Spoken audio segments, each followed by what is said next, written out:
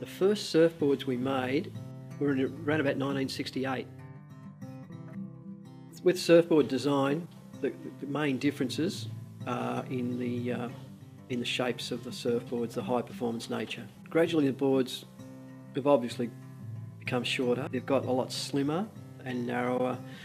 They're really high performance type boards these days, although you still cater for beginners with the bigger boards. The other factors that come into play are the fact that now there's CAD machines that shape the boards.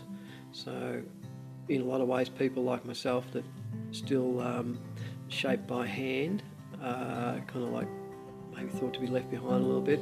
There's still a certain demand for the pure custom surfboard.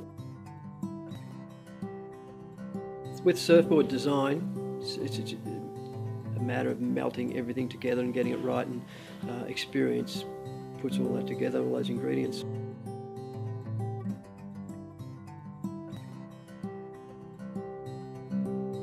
That board will have 5 boxes in it, so it'll be able to be surfed as a 4-fin or a thruster.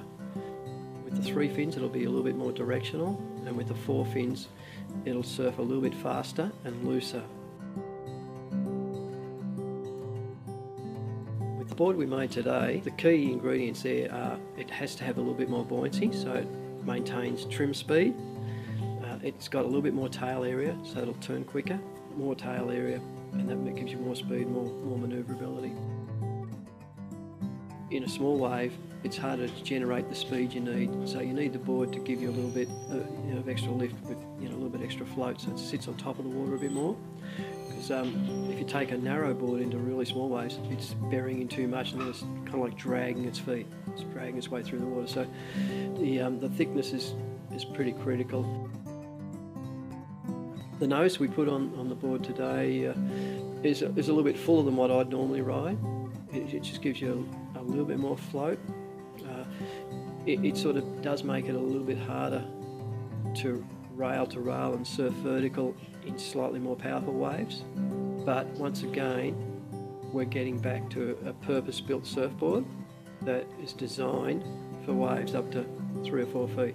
So that fuller nose will give you a little bit extra paddle and a little bit extra sort of glide. We've got a real square sharp edge, especially from the stinger back. It's virtually just square, so it's super sharp rail on the back.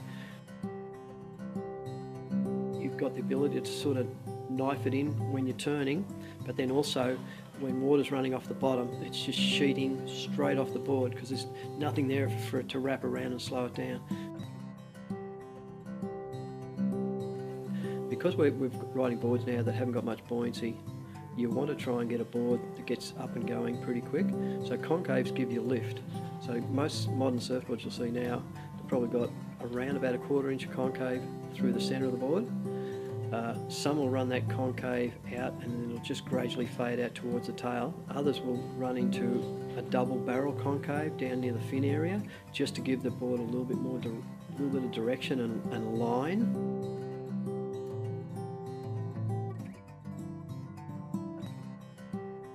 If you overstate any of the ingredients that go into that board, if you, for instance, put in too much entry-level curve, which comes through the front, i.e. too much banana, that'll make that board run slow because it's actually pushing water.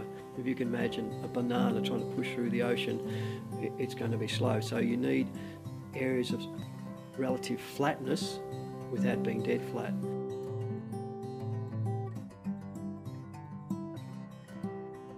When you're custom doing the board, there's a lot more eye, feel. Your hands are really important, and you might feel, oh, bump there, got to clean that up.